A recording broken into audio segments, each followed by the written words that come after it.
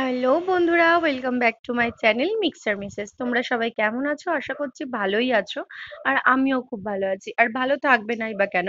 পুজো পুজো একটা গন্ধ চলে এসেছে, যে রান্না পুজো, বিশ্বকর্মা পুজো মানেই আমাদের মা দুর্গার আসতে আর বেশ কিছু আর কয়েক দিনের অপেক্ষা, তারপরেই তিনি আসবেন আমাদের মধ্যে।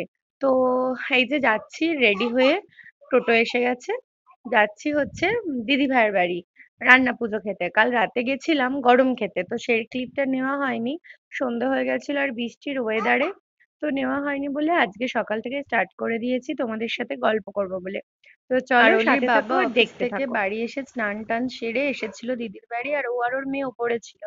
তো অলির বাবাকে আর আমাদের বুড়োকে খেতে দেওয়া হচ্ছিল, তো তার জন্য ওদের দুজনকে ডাকা হয়েছে। তো মেয়ের সাথে আস্তে আস্তে নামছে, সেখানে তারই একটুখানি ক্লিপ আমি নিয়েছিলাম।